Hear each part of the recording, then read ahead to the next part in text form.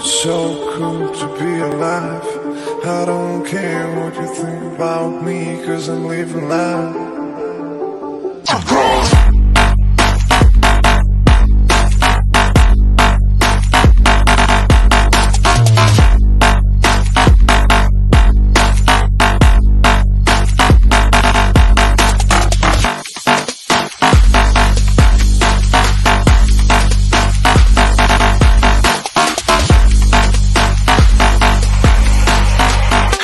I'm moving too far. Get it wrong.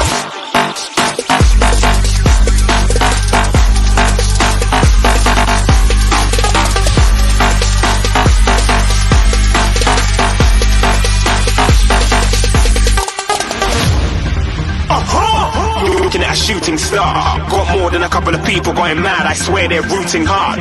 Said I might be big in the game like she winning hunts. I said I'm moving too fast. Didn't even get a glance. I'm ready to eat up track like I'm seated in a restaurant. If you had swag like mine, you know it's best to flaunt. We are hating because you want, shining like it's neon.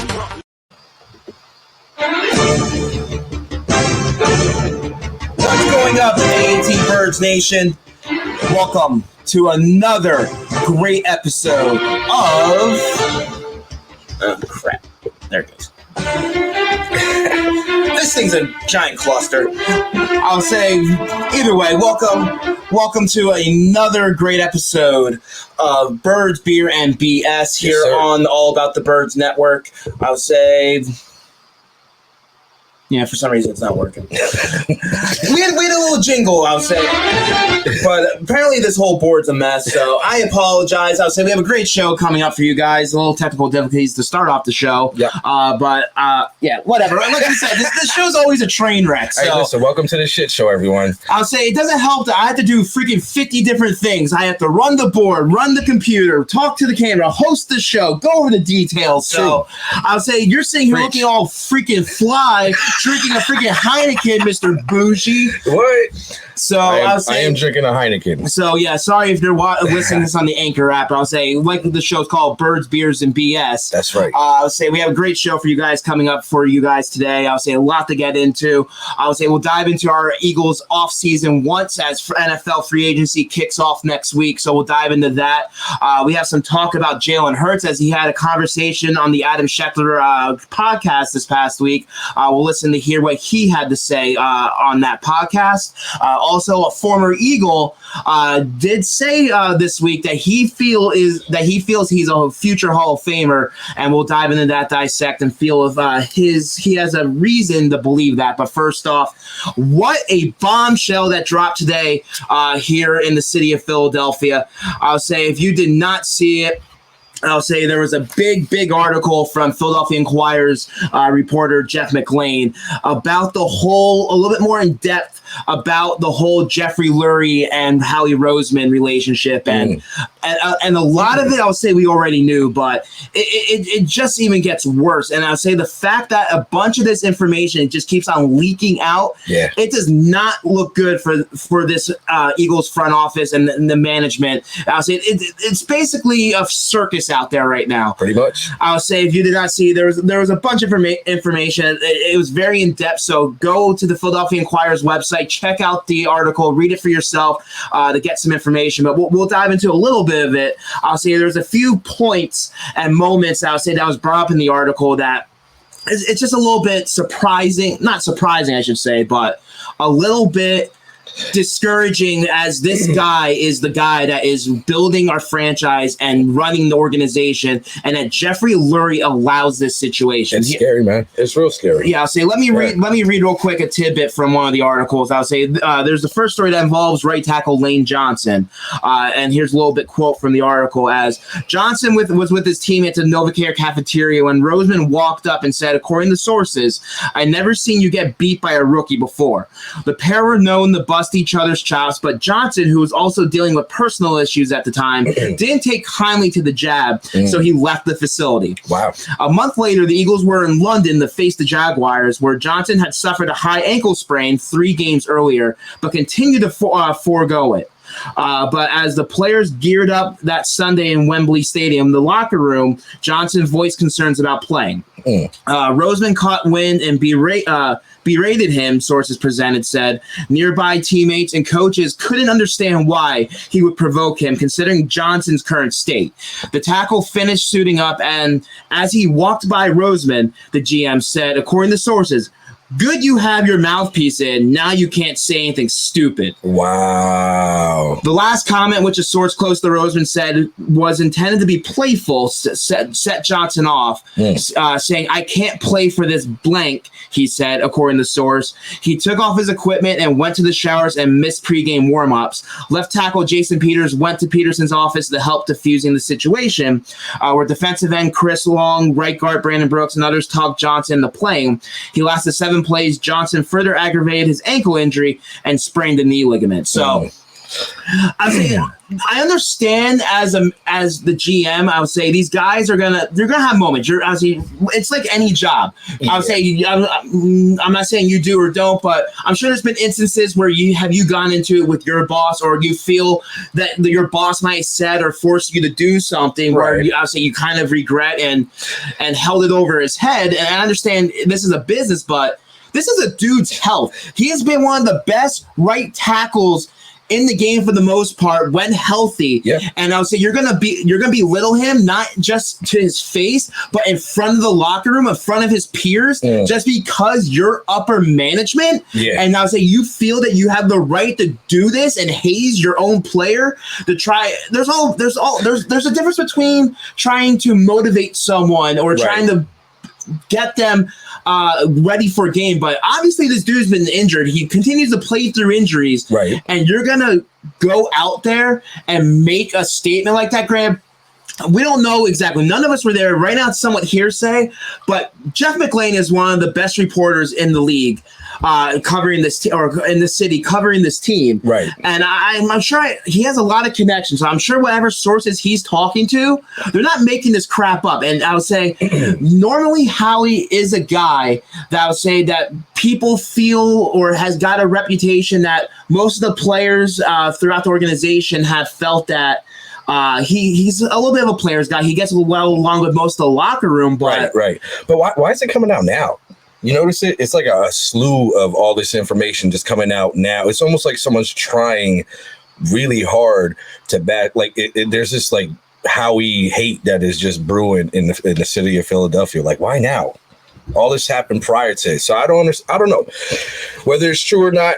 Howie still is the boss, even though he's like a 5'4" dude yelling at a 6'8" guy. But the problem is, I'll say, and it just brings up, Howie might be a bad guy. And I think the reason it's coming out now is because we're starting to hear trickle reports every single day or every single week about Howie and how the organization, how he, as McLane said in this article, that I would say Lurie is wearing those Roseman colored glasses, as McLane put it, that I would say he is a guy that basically holds the reins for Lurie. Lurie, I would say when Andy Reid was here, it was a guy he trusted. He trusted Andy to build his franchise and build his team. Correct. And as soon as he felt that Lurie, or as soon as he felt that Reid wasn't the guy anymore, he fired him. Yep. And now he's turning to Howie Roseman to be that guy. Same with Joe Banner. Joe Banner was here a long time. He had a lot of faith in him. And then there were certain instances where, like the T.O. situation or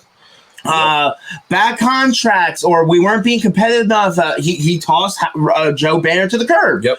So I would say he's sort of giving Roseman that same leeway. Right. But I don't know, man. There's something that Roseman holds over Lurie, and there's more in depth into this article where there's things that Roseman is doing where he only wants one-on-one meetings with the scouts, one-on-one meetings with Lurie, one-on-one meetings with the coach. So I was saying he can dictate how the conversation goes and dictate what is said in these meetings, and instead of a group setting where everyone can voice their opinions to themselves, because then basically it's hearsay. It's basically, oh, this guy told me this, but I'm saying this to this person and blah, blah, blah. It's whispered down the alley and you don't know what actually someone said. Yeah, it's a lot of hearsay, though. A lot of this stuff, honestly, look, I think the reason why Howie is still around is because Jeff uses him as basically like a puppet. I make these decisions. Well, I don't know if Jeff uses him like a puppet. I would say I feel Howie uses him like a puppet. You think?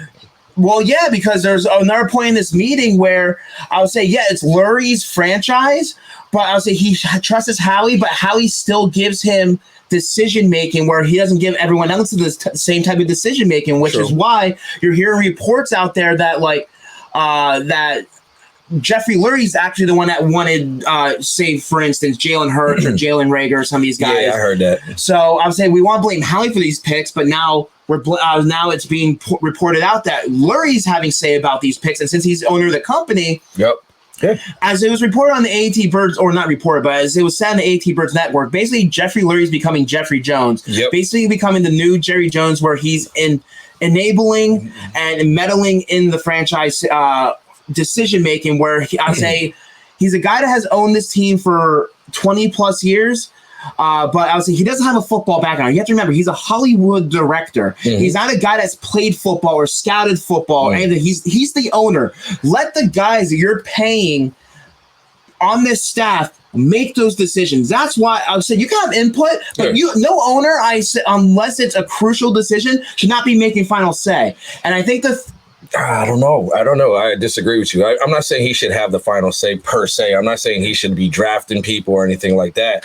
I'm just saying, like, look, if he's the owner of the team, he's trying to build a good team. It's not like he's drafting purposely to hinder the team. I do think he should back up, but ultimately it's going to be his choice. You know what I mean? That's one person you can't get rid of. Ultimately, it is his choice, but he needs to take more opinion and more say from people that matter. Absolutely. Like your head coach, Nick Sirianni, like the scouting department. And I would say we don't know what these guys are actually telling Howie. Right. And I would say the one name we keep on bringing, I would say we're bringing up Howie, we're bringing up Lurie. The one name we need to focus on that's going to make or break this franchise too is Nick Sirianni. Yep. He's a new head coach, a young guy that a lot of people are skeptical about because of his age and because of his experience and where he's coming from. Yeah, he did okay in Indianapolis, but he also had Frank Reich as his head coach and his not mentor, but a guy above him that we don't know if he had the final say when it came to game day decisions. True. So with Sirianni, I'll say we just fired the only coach to ever bring us a Super Bowl. Yeah. But with these reports coming out, I don't know how Lurie allows this stuff, and if it continues, and Howie doesn't turn this ship around, what is that gonna? You have to fire him. There's something that I would say. There's too many things going on. Your franchise quarterback wanted to leave here that you invested so much, that was drafted second overall, right? And there was another thing in here that other management and others like coaches were afraid to say anything to Jeffrey to criticize Carson because of Howie and because of Lurie and how they felt about Carson. So they did play the whole pandering and coddling and all that. Apparently, the only one to criticize Carson Wentz for his gameplay to Lurie's face was Jim Schwartz, who's now out of here and retired. No shit. Apparently, he said that at Jeffrey Lurie party on the offseason in 2019. So when he walk up and he goes, "Hey, this Carson Wentz kid, hey, I don't know." He must. I don't know what was said, but I would say people are very scared and leery of going and saying anything or anything opinionated to Lurie and to Howie. And the fact that we've gone through now 3 head coaches, I would say Andy Reid, who's one of the best in franchise history, if not the best. Chip Kelly, who got a lot of power and almost destroyed this organization. And that's the reason why Howie gets the praise he does, probably from Lurie, because they allowed Chip Kelly to get too much power. And Howie Roseman fixed it and got us a Super Bowl. True. But there's only so much you can handle. And if the organization, these players have this strong distaste for Howie Roseman, you can't let this continue. And unless he turns this ship around and wins us another Super Bowl, you need to eventually move on from him because he's doing you I forget the term. Disservice.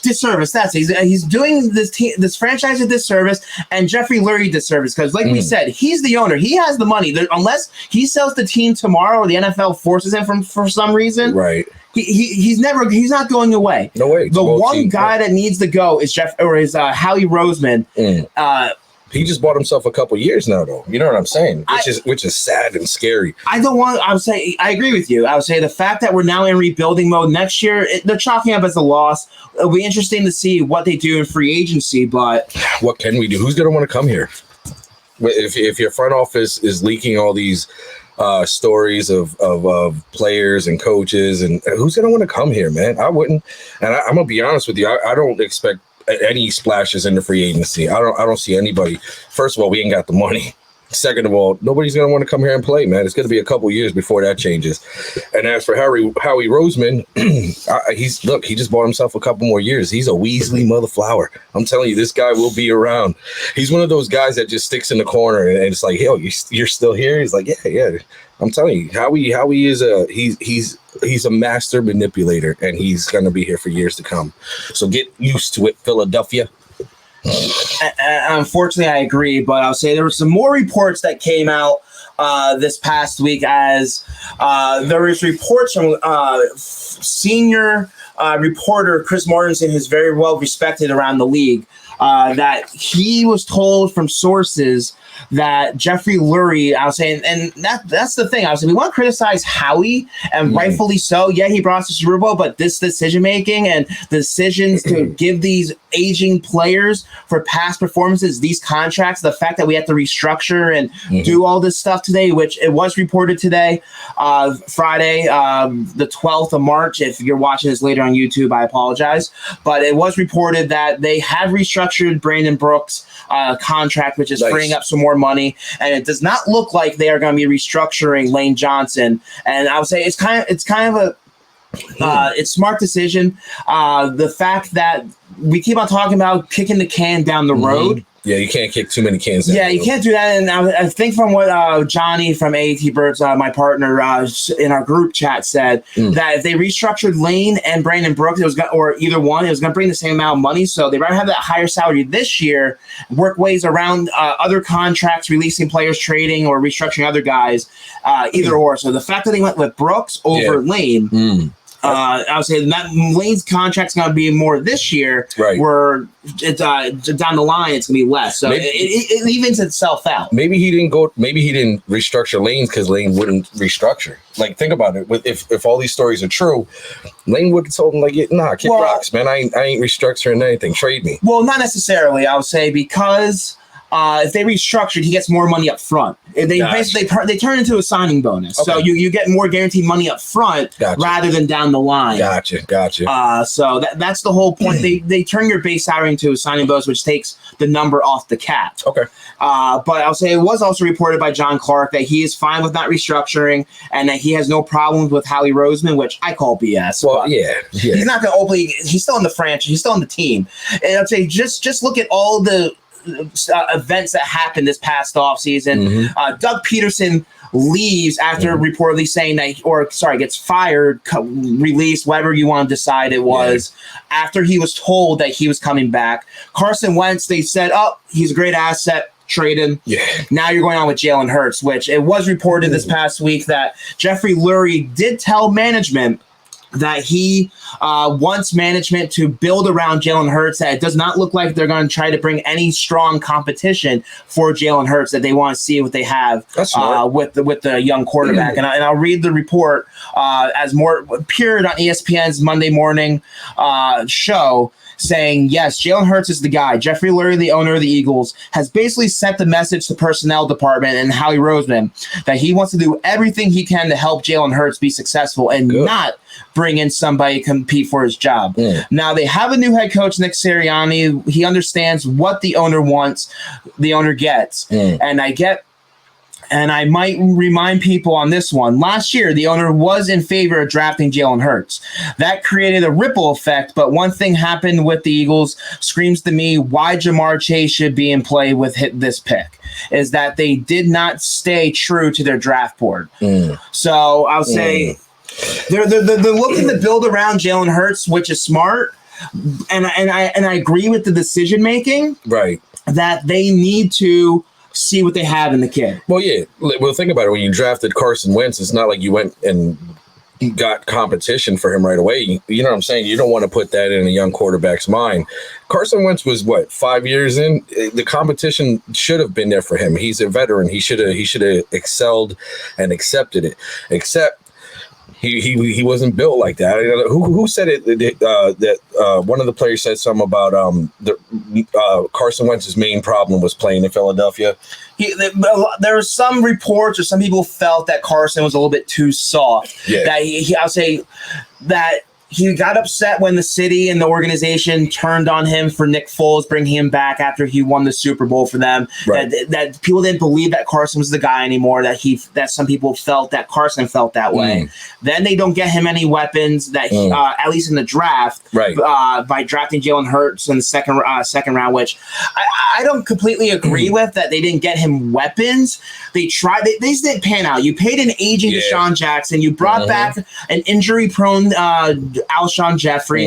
You drafted Jalen Reagor, who I would say has not shown to live up to the first round hype. Hopefully, he can make that step in his second season. Reagor was injured too, though. You know what I'm saying? He was plagued with injuries. Plus, he played on the Philadelphia Eagles. What a shit show. But I'll say Jalen Hurts did speak with Adam Schefter this past week on the Adam Schefter podcast, and he was asked about what his demeanor is and what he expects going into year 2 as the Eagles starter. So when you look back and try to learn from those things, what do you hope to improve on in your second season in the NFL? You know, one thing I've grown to realize, and you hear it all the time, and how important consistency is. Just being consistent in everything that I do. You know, and there's always room for improvement in every asset, every part of the game, whether that's, you know, on the field stuff, off the field stuff, you know, how you lead, you know, you lead different people differently. You know, everybody communicates differently, and understanding that as a leader as a football team, as a quarterback. So just being consistent in everything that I do. Consistent, reads progressions, completing it, leading, communicating, relationships, all of those things. And how do you... There was Jalen Hurts on the Adam Schefter podcast. Peenut, your thoughts on what Jalen Hurts had to say? I listen. I think Jalen Hurts is saying all the right things. I really do. I think he's saying the right things. He's going into this season with the mentality of basically becoming the franchise quarterback. I like Jalen Hurts' attitude. I like his answers, but let's be honest, it's not going to be an easy journey, and I think he knows that. No matter who we draft, no matter who we get, for some odd reason, this team is just there's more than meets the eye. Like I don't think the team necessarily is the biggest problem at this point. I'm starting to wonder if it's the front office. You know what I'm saying? Like all these leaks. I'm starting to wonder if like Howie walks down into the locker room, starts pointing up at guys like you with the big nose, you know what I'm saying? Like this is the portrayal that they're giving us. It's either Howie's a cocky, rich snob, or he's just gangster like that. Like he just walks up to Lane Johnson and says stuff like that. I'd be scared if I was Hurts, though. If I was Hurts, I'd be nervous. It's not going to be an easy. It's going to be an uphill battle for him. But everything he said, I agree with. Yep, I think he's doing and saying everything that we want to hear.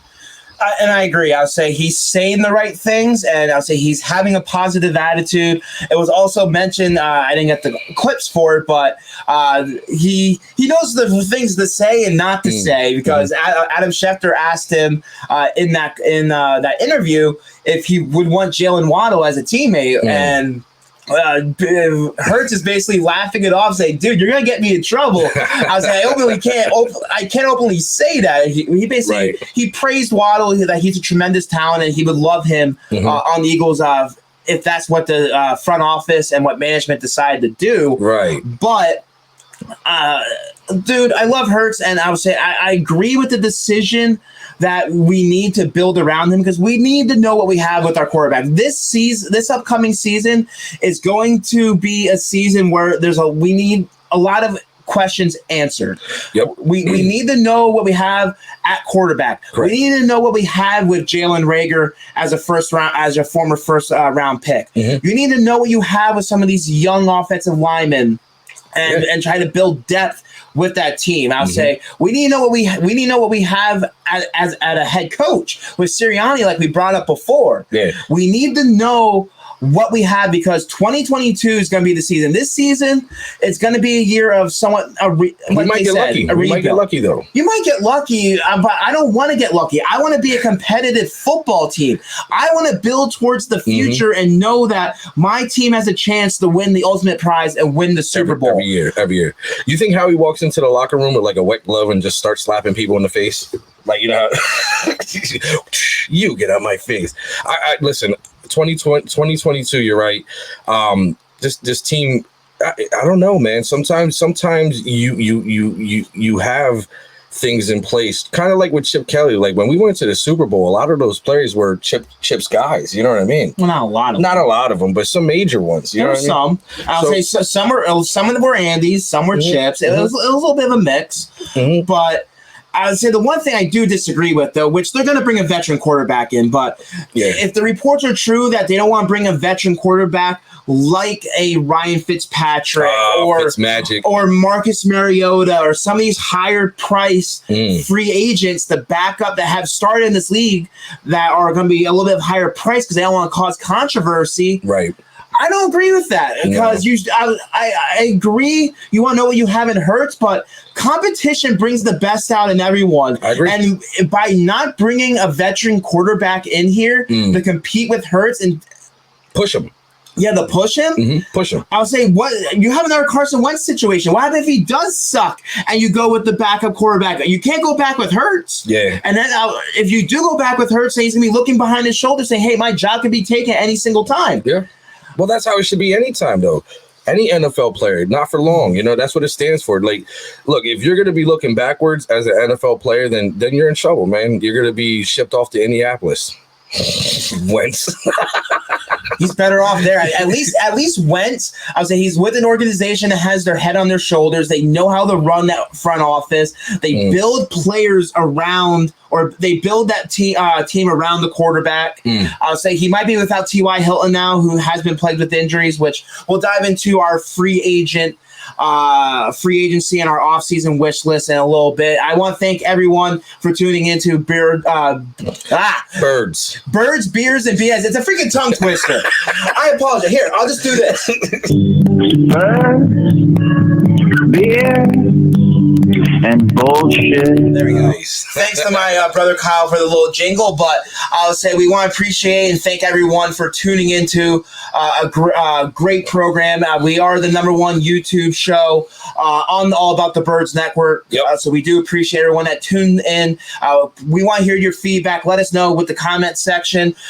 Send me a message, subscribe. Like us on Facebook, Twitter, Instagram, all of those for all great All About the Birds content. We have great shows day in and day out, 5 shows a week, a lot of great posts, a lot of great information. Make sure to follow us on all the social media platforms for more All About the Birds knowledge. And also check out the website, AATBirds.com for all the great information following the Philadelphia Eagles from all our great writers. Shout out to David, who's on vacation. We miss you, bro. We'll see you in a little bit. I'll say, hopefully David will be back next week. But I'll say moving forward a little bit, I'll say real quick, final decision, remarks on this. Do you feel that it is right for Jeffrey Lurie to be meddling and making these type of decisions, telling management to build around Jalen Hurts and telling management to do what he needs to do? I don't like the meddling. I do agree with the building around Jalen Hurts, though. I think it's a no-brainer. You have to. You know what I mean? If you're going to go with this guy, you have to build around him. The meddling part, not so much, but listen, it's a boss saying, look, let's build around this here. This is what I want. I want this house, and I want it built like this. Yeah, I'm all right with that. I'm not all right with the meddling, but I'm not, no, I'll say no. I agree. I would say he shouldn't be meddling. But again, he is the owner. Hopefully this is possible. If this train wreck continues to go down the path it looks like it's going, I'm hoping Lurie finally decides and finally realizes that Howie is the problem and stop giving him this power. But that's not happening this offseason. That's going to be a conversation for a later day. We're going to be stuck with Howie for quite some time, I feel, in the next couple of years, especially since they keep on bringing up it's a rebuild process, and a rebuild in their eyes takes probably 2 to 3 years. So it's gonna be a long journey. Hey, at least we have to look forward to the draft. But as we move forward, I would say we are going to discuss the Eagles offseason, our wish list for them. I'll say NFL free agency does kick off next week. The Eagles are still not under the cap as the recording of this show. Hopefully they get. They have to get under soon. I'm hoping they have some type of money to play with a little bit. So Peenut, I'll say real quick. I'll say this is from NFL.com. They went down every single team's needs, positions that they feel they should look at in free agency in this offseason for the Philadelphia Eagles. They list a couple of positions, quarterback, defensive back, and tight end. They had this to say about the Philadelphia Eagles entering free agency. With the Band-Aid already pulled in the Eagles' deliberations at quarterback, they move on from the Carson Wentz era and enter a youth movement under rookie head coach Nick Sirianni. The Eagles have offseason moves on deck and have restructured a couple of contracts to help repair a critical cap situation. More drastic action is certainly on the way, with reports of multiple teams being interested in trading for longtime tight end Zach Ertz, which would create a need with Sirianni often running a 12 personnel, which meaning he runs a lot of 2 tight end sets. Nice. The Eagles will have to rummage through this year's free agent class, bearing any other unforeseen moves. A veteran quarterback should be in play in order to help boost Jalen Hurts' sophomore season, whether by offering a mentorship or competition. The personnel on offense isn't all that bad, despite a young set of receivers who could use a veteran presence. However, which had a nightmare type.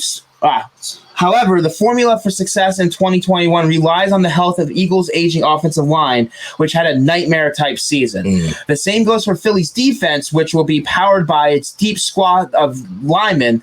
Behind them is where the Eagles could see free agency upgrades, particularly at defensive back.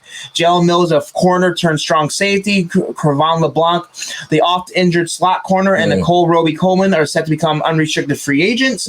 An influx of fresh bodies to a corps that has had tough luck in recent times could turn things around. Finding the Altarian corner opposite Darius Slay would be one of those moves that makes all the difference, because everyone's got a shot at the NFC East Demolition Derby, which pretty much is true. It's right, but there was a big move this week, as it was announced that the Dallas Cowboys and Dak Prescott did agree to a long-term deal. So Dak will be back with the Cowboys, which puts them back in the running for king of the NFC East with the Washington football team. So right now, those two teams are going to battle out, in my eyes, until we see what happens in the draft. But I'll say, reading this, Peenut, what is your offseason wish list for the Philadelphia Eagles? My off-season wish list is, if you're going to build around Jalen Hurts, I'd start with the line. You start putting line. Let's get the line together. If we're going to get these young receivers to get playing time and they need time to get open, and we need a line that's going to be able to block Jalen. Now, Jalen buys time by rolling out, and he's not a stationary quarterback. So if we get a good line in front of him, an offensive line in front of him, man, imagine what he can do if he had more time to do what he had to do. So I honestly, this offseason, any free agents, go O-line, and then trust your young receivers to do the job. That's it. I'll say I have 3 wants for this Eagles offseason. I would say, first off, we need a playmaker for Jalen Hurts, like you brought up. I would say we need to build, if we're building around him, I want the best possible players at the skilled positions. I would say whether it's Kyle Pitts in the draft, Jamar Chase, Devontae Smith, whether they go after Kenny Golladay in free agency, which they're going to have to work their magic if that's going to be the case, if they want to eye Kenny Golladay or some of these bigger free agent wide receivers. They could go after a guy like T.Y. Hilton, who has a track record and has a relationship with new head coach Nick Sirianni. I wouldn't go with any aging receivers at this point. Well, you need a veteran. You need a veteran receiver. You got a veteran. I'll say we don't. Yeah, we do. No, we don't. We don't have a Greg freaking Ward. He's not a freaking veteran. he's been there for a couple years. He's a couple years. The fact that Greg Ward is your veteran receiver on your roster is sad. That is sad. I'll say you're right. You're right. Okay, he's a slot receiver, and I agree with you. Like I brought up before. There's a lot of question marks, and we need a lot of question marks that need to be answered next season. We need to know what we have in these young wide receivers. Yep. We have Jalen Reagor. We have Quez Watkins. We have John Hightower. We need to know what we have in these guys, but I still feel you need that veteran leader in that wide receivers group that knows what it takes to play in this league and help groom these young wide receivers. Okay. And the fact that T.Y. Hilton is familiar with the offense, I see him as a possibility. He has been injury prone, but I feel he can still play the position and still play in this league, and he can be that mentorship type of guy. Okay. So I still see them going after, and it all depends on the deal. If he wants $10 million for like a 1-year deal, not happening. No. But if it's a low tier performance type of incentive based deal, I'm all for it. They do need some veteran leadership at that position. Yeah. But I want a playmaker, whether it's in the draft or in free agency. They need another weapon for Jalen Hurts to build around, at least perform. Yeah, I agree. Because I don't want any excuses after next season why Jalen Hurts might have not succeed as a starting quarterback for the Philadelphia Eagles. Right, I agree. I'll say number 2, I want a difference maker on the defensive side of the football. Okay. So we have 4 picks in the first 100 selections. One of those picks, I don't care if it's not 6. I want a guy in one of those, the second round pick or one of the third round picks. I want something there that can help solidify this aging defense. Right. I'll say we're getting a lot older on the defensive front. Fletcher Cox is entering his 30s. Right.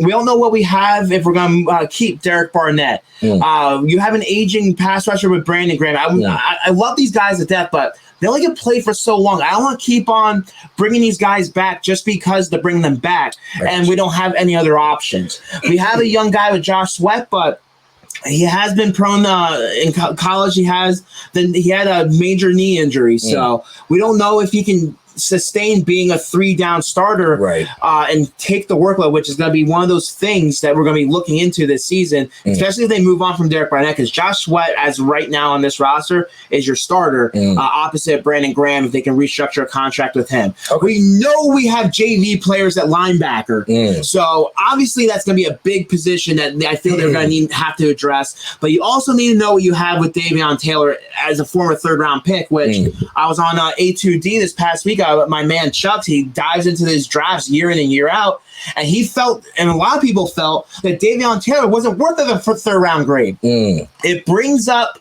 one of those things about Howie and this front office that they reach on guys because they want you to be the next smart guy. They want to be the smartest guy in the room, and they're afraid that their guy's not going to be there later on, so they're willing to reach on these guys because they feel they're going to pan out, which 9 times out of 10, more than not, they don't.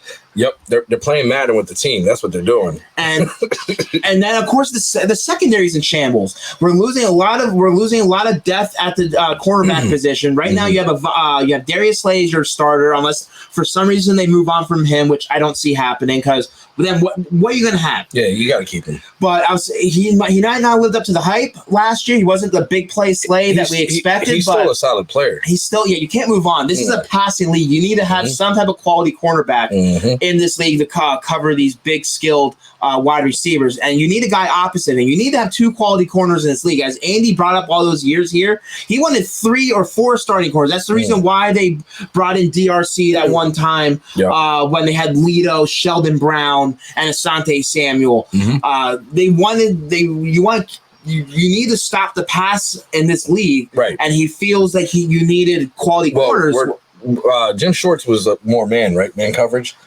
Well, he played man. They played a lot of man last year because Darius Slay was coming into this last season, coming to this team was considered one of the better shutdown man-to-man corners, which the rest of the guys couldn't play. They couldn't play man. Yeah, they couldn't jam at the line. They couldn't get in position against these big, physical, speedy receivers. So they definitely need another guy opposite, whether they use at 6 or 10, right. Or there's another guy, Newsome, I would say, who had a great pro day. I was one of the fastest, and Chuck's also said he's a great cover corner. So it's going to be interesting to see. I feel Gannon, I don't know his philosophy, but from what I heard, he plays a lot of, I think, zone coverage. Zone and so and my question to you is, maybe the scheme wasn't a fit to some of these players. You know what I'm saying? Do you think maybe the defense will look different next year with a different scheme? Well, it's all going to depend because, like Sirianni said in his press conference, he doesn't bring players to fit his scheme. He schemes around his players' strengths. So at least on the offensive side of football, I see that. Whether it's the defensive side, I think he might let that up to Gannon. So honestly, corners, I understand that that's their strength. They should be able to play both. True. But we need a guy opposite of Darius Slay, and then the safeties. They're in shambles. Rodney McLeod most likely not coming back, or at least to start the season. He might start the year on the PUP list. So you definitely need an upgrade at safety, which there's been a name, Malik Hooker, who has prior ACL injuries. But he's a guy that knows Gannon. He knows his system, and he brings you that veteran leadership and that veteran safety to a core that ain't that strong. I think we have I don't even know the guy's name. I know we have Kayvon Wallace right now, which I'm looking forward to seeing Kayvon. I want to see if he give the guy a chance to ball out. We got to start trusting these young guys sooner or later. But once again, you don't want to throw guys in just to see them play. I understand you need to know what you have, but they're not playing. There's an obvious reason for that. They're obviously not picking things up, or they can't play the level that you want them to, or they're not picking up the scheme. And that's the one thing that's going to be, I apologize. That's the one thing that it's going to be interesting to see from Nick Sirianni, that we keep on hearing from him and these guys and the coaching staff he assembled, that they're teachers of the game. That's the one thing that the Philadelphia Eagles have lacked over the last years. I would say we can criticize the picks that we want, but they have not developed talent like they should with the rest of this league. Facts. Like the Indianapolis Colts. Facts. So it's going to be interesting to see. I do feel that the Eagles are not going to be big players in the free agent market. It's going to be a lot of low-tier deals. Their Christmas this offseason is going to be the NFL draft. And third and final, the one last thing I want this offseason, I want the youth movement to get into effect. We keep on bringing back these aging veterans, which I understand you can't completely gut the team. This team, the organization and the front office and Lurie, they still want to be competitive. So you can't just get rid of Brandon Graham, Fletcher Cox, just to save money for the future. They still want to be a competitive football team next year, especially in a division like the NFC East right now. So I get that, but you still, with the amount of picks that we have over the next couple of years, they did get 2 compensation picks this past week, 2 6-rounders, so they do have a total of 10 selections in the upcoming draft. And they have to use those picks. They have to use the compensation picks. They can't trade those. So the other picks, they can move on however they want. If they want to move them, I know Phil from our AATBirds weekly report this week does not feel they're going to make all 10 selections, but I honestly, probably at least 70-80% of those selections, I do see them making, because the fact that they can't be players in free agency. They have to build this roster, and you need to build the roster through the draft. There's one thing that this team has not done. And we need to fill holes. We need depth. We need playmakers. We need to fill these holes that we are in positions and certain parts of this team that we are lacking. We need to hit on those early picks, because first, second, third rounders are expected to come in here and almost start immediately or make some type of impact in their first year. If they don't, barring injury, they're a disappointment right off the bat. And then you go into year 2 wondering with the question marks, like we're looking at this season. I would say we're looking at the question marks of Jalen Reagor and Jalen Hurts, 2 top selections from a year ago. I agree. But I would say we need to, especially if we're in a rebuild mode, and we're trying to build towards that championship again, and the next couple years at least build towards a deep playoff contending football team. Yeah. You need to get younger. You can't keep on bringing these aging veterans. So sooner rather than later, maybe not this offseason, they're going to move on from the guys like Fletcher Cox, maybe Lane Johnson. I would say because this past week, Eric Fisher was also released from the Kansas City Chiefs, another top pick in the same draft as Lane Johnson. So yeah, I say you can say just because you're a quality player doesn't mean that I would say you're guaranteed to stay on a football team. Money talks, man. It's been like an onside. Wasn't Richie Incognito? Wasn't he released too as well? I don't know. Even so, he's a bum. I don't want that garbage in my football team. Moving on.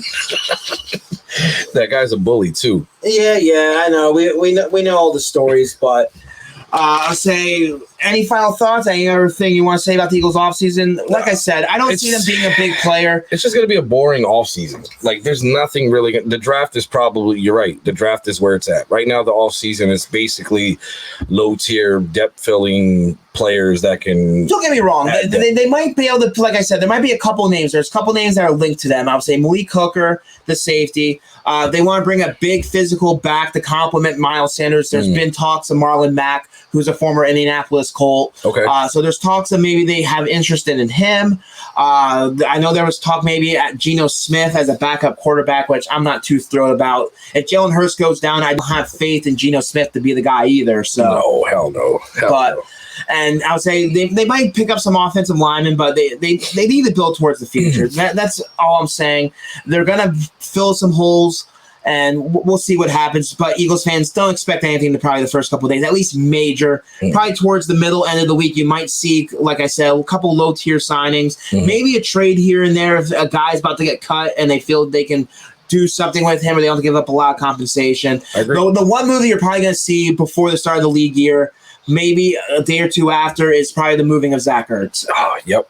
That's coming soon. But whether the compensation, it's not going to be a lot of compensation, unfortunately. But it's upsetting. I would say a guy like Zach Ertz, I would say that was such a big focal point of this offense and a fan favorite, a guy that gave it its all, help us bring us a Super Bowl. The fact that it's gone the way it has and that his Eagles career is most likely ending after a disappointing 2020 season.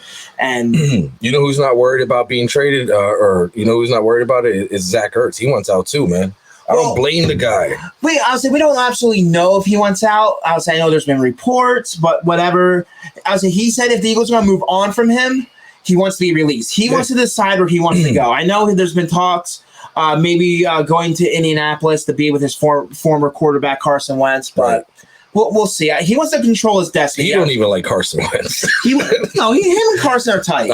They're best friends, but he wants to control where he wants to go. Yeah, he doesn't want the Eagles to dictate, which we don't know if management is contemplating or getting his input on where they want to trade him or not, like they reportedly maybe did Carson, but.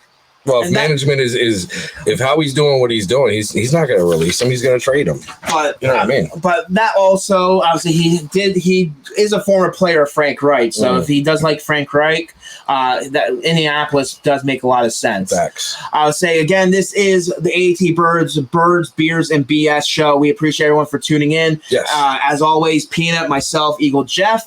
You can follow me on Twitter at Jeff Warner NFL. Tweet at me. Tell me how you feel about the show. Any comments.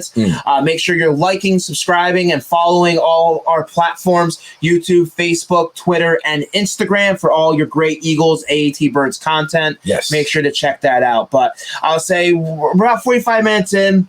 There was one more story I want to get into before we get out of here in a few moments. But I would say, like I teased earlier before, there was a former Eagles player that made a comment this week that he felt he is a future Hall of Famer. And, of course, it is former Eagles running back Lesean McCoy. As he said, and I quote, as he did an interview, radio interview, I forget the exact site or whatever he did it for, but he made this comment during the interview saying, I got stats.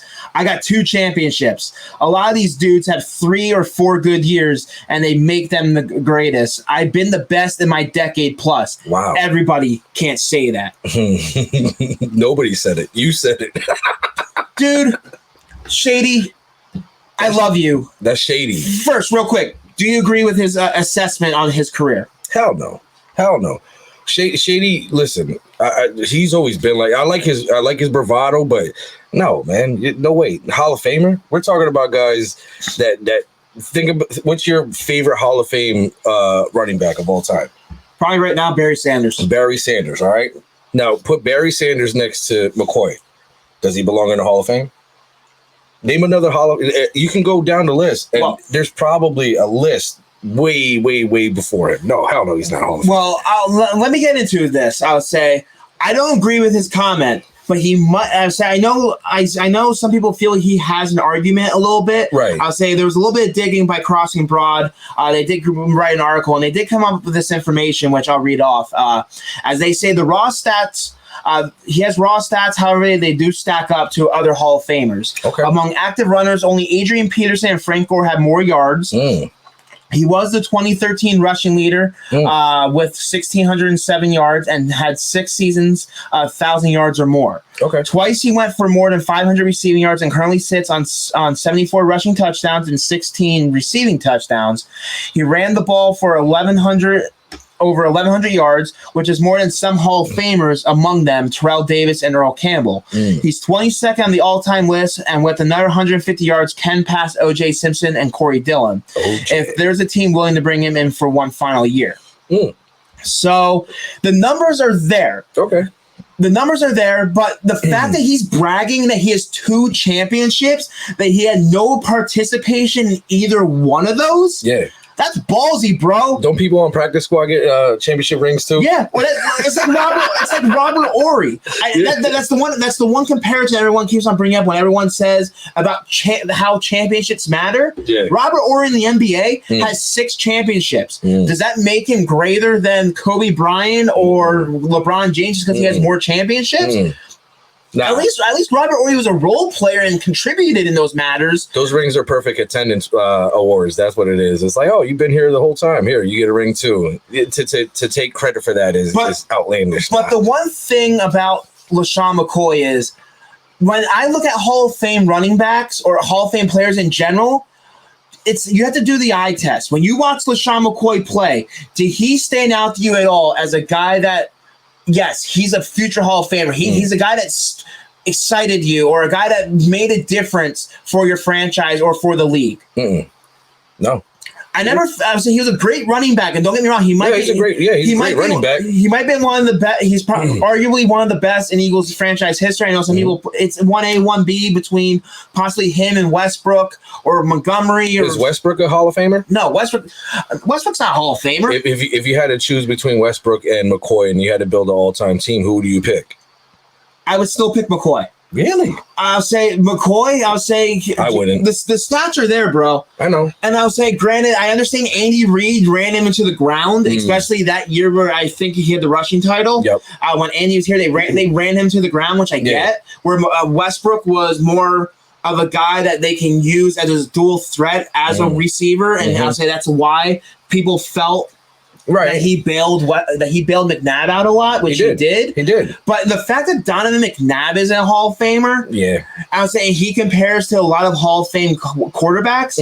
If he's not in, Lesean McCoy, I'm sorry, you're not getting in. I say you were overshadowed by a lot of better names through your tenure. Don't get me wrong, you had quite a few good seasons. Right. But after you left here, what did you do in Buffalo? Nothing. I say I think had a good year here, or he had, I think, maybe half a good season there. Maybe. I don't remember his full stats. What did you do in Kansas City? Nothing. What did you do in Tampa? Nothing. So, and I would say you have this bad reputation. The Hall of Fame writers are not going to, I would say, I know you're not supposed to judge off of character issues, but a lot of these guys do that. That's one of the reasons why it's a little bit different circumstance, because possible cheating with steroids, but that's one of the reasons why Barry Bonds, Roger Clemens, and a lot of these guys, and because of the possible cheating and because of their character issues, where Shady, he's known as the Hall of Fame worst tipper in the NFL history. He's having constant problems with the law, where he had the police on a party bus. So Yeah. McCoy, No. keep your damn mouth shut. You have a huge ass ego. You don't even praise about those Super Bowl rings. Nah. Yeah, you can wear them as jewelry and maybe a talking point to try to show off to some girls or whatever. You'll be pawning those rings in 10 years, McCoy. But keep your damn mouth shut, bro. Yeah, for sure. But I'll say real quick, Peenut, I know we have a quick game that you want to play. We kind of botched it last week. I super botched it. Yeah, so this week I actually have it on paper this time so I can read it. Hold on. I'll say we have a little game that I'll say we're going to try to play every single week, which is called Brass Tacks or BS, which basically meaning truth or fake. Yes. So, oh damn, we got music too. Word. Keep that in the background. That's good. All right. I'm going to give you 3 stories, Jeffrey. You're going to tell me which one is BS. One of these stories is BS. 2 of these stories are true. Are you ready? And you guys can play at home too. You ready? First one. A mother bird will reject its baby if it's been touched by a human. Most birds have poor sense of smell. And, sorry. You're botching this again. I botched it. All right. Well, anyways, a mother bird rejects his baby after it's been touched by a human is 1. A. B. Some turkeys can spontaneously impregnate themselves through a process called, and I'm going to botch this one, parthenogenesis. The third one is there are only 3 states of matter, solid, liquid, and gas. Which one of those stories is bullshit? I'm going to say the second one. Which one? The second one. The second one is bullshit? Yeah. You're wrong, my friend. BS. Some turkeys can spontaneously impregnate themselves through a process called parthenogenesis, a form of sexual reproduction where embryos can grow without fertilization. It's rare among birds. It's also possible for plants, bugs, and some fish. Boom. Bullshit. It's true. It's true. Look it up. Google it. Bullshit. That I would say you almost botched the game again, and then I get it wrong. Whatever. I did botch the game. But I want to thank everyone for tuning in, taking time out your busy schedule to tune into another episode of Birds, Beers, and BS. Yes, sir. We do appreciate the support, so please make sure you're continuing to hit that like button. Follow us on Twitter, like us on Facebook, follow us on Instagram, subscribe to our YouTube channel, and we appreciate all the support as we are right now currently the top YouTube show on the All About the Birds network. So please continue to tune in. Tell your friends, tell your family, like us, follow us, subscribe us. Yes, sir. So we appreciate it. Peanut, real quick, any last final thoughts before we head out of here on our another great episode of Birds, Beers, and BS? Last final thoughts. First of all, I'm going to shout out to Chucks. I was watching him yesterday. I love him. Shout out to David, who's not here right now. We'll see you next week, hopefully. And shout out to you, man. Good job, bro. You did it. And I just wanted to remind everyone that Jeffrey called me fly or at the beginning of the show. That happened. So if you want to go back and relive that, it's there. I'll say, of course, we have to thank our tremendous wives watching our children while we can just lollygag around and have some fun on a Friday afternoon. So absolutely. Kudos to them for taking one for the team and continuing to support us as well as all of you. Yes. So also, please make sure you like us on all our platforms. If you do want to write or get involved with All About the Birds Network, hit me up on Twitter at Jeff Warner NFL or email us on our website, AATBirds.com for all some great content. We have shows every day throughout the week. Monday, Chips and Dish. Tuesday, we have Fairways to Heaven Golf Show on All About the Birds Network. Wednesdays, we have the AAT Birds flagship show, The Weekly Report. And then, of course, we have Fridays exclusively on our YouTube channel, the Birds, Beers, and BS. And then Saturdays, the AAT Birds Draft Talk with Johnny and TB's Tommy Barnett. So, again, I also want to say thank you to our sponsors, the Hair Connection off of Iroquois in Allentown. Make sure to like them on Facebook. And also, you can find them on their website, thehairconnection.com with an X. Make sure to check them out. I'll say for all your beauty and hairstyling needs, give them a call if you're in the Lehigh Valley area, or you can check out their website for some of their great products. Yes, so sir. Make sure to support our sponsors, because without them, we would not be here. We want to continue to grow. And again, once again, without yous, right. we cannot do this without all our support. So, yes, sir. As we say on All About the Birds, go Birds. Go and Birds. Salud. We'll be out of here. We'll be back next week with another great show of Birds, Beers, and BS. Have a great time and stay safe. One.